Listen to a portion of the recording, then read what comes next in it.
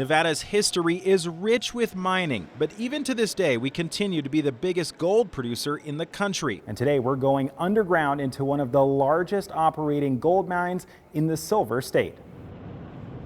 It's a pretty good mine. In our outside Winnemucca sits a treasure trove. Welcome to Turquoise Ridge, one of over 100 mines scattered across rural Nevada.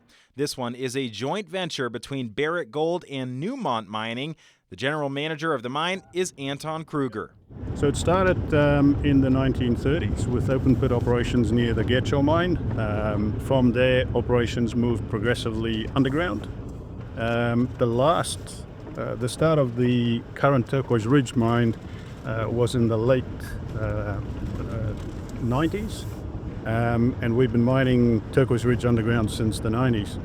So at the moment, the mine's got a mine life stretching up to 2050 about. We refer to these kind of mines as Tier 1 operations. This essentially means it's got a production output of about 500,000 ounces a year for at least 10 years at better than average industry cost. Before construction, geologists start the process by taking core samples and mapping out the possible mineral resources. It started with 2 shafts, but today we're going into the newer 3rd shaft built in the last 5 years. So Brella just called for the hoistman. He's the one that runs this whole hoist system to bring us what we call a cage.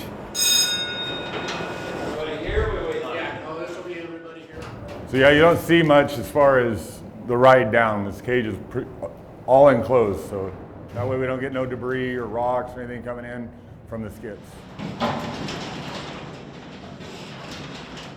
The elevator rattles as we descend about a half-mile underground in just a few minutes, and honestly, it reminded me a bit of the Tower of Terror ride at Disneyland. The shaft goes down to 3,150, but we'll stop at 2,280.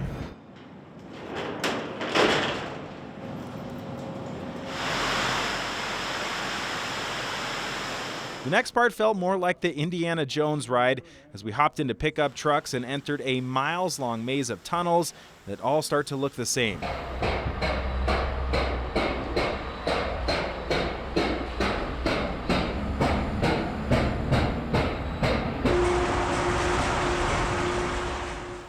You guys come on through, bro. Lead them their way.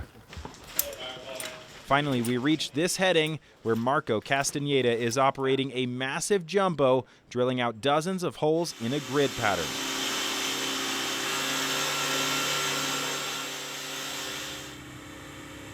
The hardest part is learning it.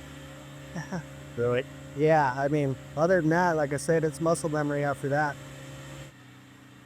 So the screen, it's telling you how fast it's drilling, right? So each screen divides each side. So you got your water pressure. It'll tell you everything. Water pressure, how fast it's drilling. So I'll get everything all drilled out, and then we normally do a powder order. And then I tell them what to load or whatever. So in this case, everything where it hits is going to get loaded. Except for the back, we're going to go take it easy on the back so it doesn't break too high. I'm only going to drill 8 foot. So once it hits the 8 foot mark, I'll press that same button and it comes back, it'll blow out the hole, and then it retracts back, then I could move on to the next hole. Later, the powder team will put explosives in the holes, and once every soul is above ground, kaboom. 45-ton haul trucks will carry the ore to this conveyor belt to be hoisted up and out. So this is the end result of all the hard work that goes on in the mine. Then the magic happens at the processing plant. Processing plant is a single refractory process, so that means it's an autoclave, 2 autoclaves, fairly big pressure vessel that operates under high temperature, high pressure to oxidize the ore and expose the gold. We recover the gold. Turquoise Ridge is a 365-day-a-year operation. The 900 or so employees and contractors here produce 500,000 ounces of gold a year, continuing the tradition that began in the mid-1800s. The culture and the economics of mining have been in Nevada before we even had statehood. Amanda Hilton, president of the Nevada Mining Association, says the reason Nevada became a state was because of the Comstock lode in Virginia City. UNR history professor Dr. Eric Nystrom says mining brought droves of people to Nevada, and many of them settled down here. In the 19th century, once they found Virginia City, they found the Comstock lode in 1859, lots of people rushed here, right? It was a big rush they called it Washoe, a rush to Washoe. Most folks who got here figured out that somebody else had gotten here first. They couldn't claim the mines that were already claimed. And so plenty of them got to working for other people, in wages, but some went out and tried to find more. And so within a few years, there were waves of people exploring the desert, outside of Virginia City, and they found a few, right? So Austin was a big one.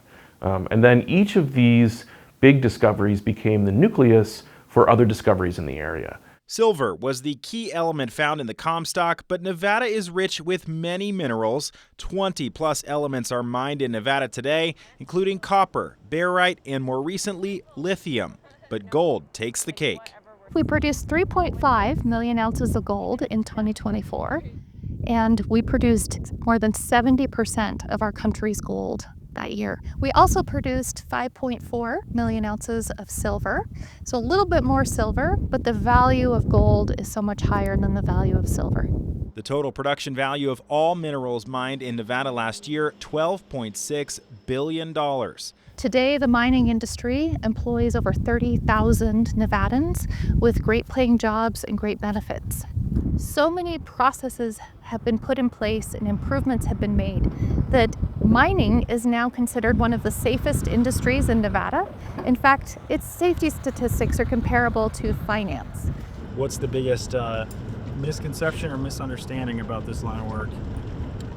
In my honest opinion, I think people think that mining is bad for the environment, and it's very, very far from the truth. I think it's up to us to ensure that we leave a lasting legacy and we leave the place in a better condition than what we received it. We deploy processes and methods that is really good for wildlife.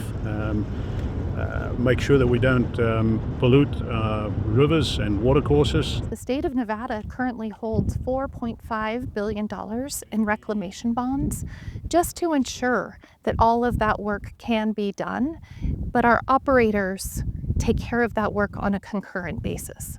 From pioneers striking it rich in the Comstock to the minerals necessary in the green energy transition, Nevada continues to lead the way in digging up the elements needed for the modern world. Mining isn't just something we used to do in the past. Mining is a part of Nevada's story today. And Nevada remains the strategic solution to solving some of the supply chain gaps our country has. So as a Nevadan, as an American, we can all join together in celebrating the history and the future of Nevada's mining industry. For Amazing America 250, I'm Ben Marjat.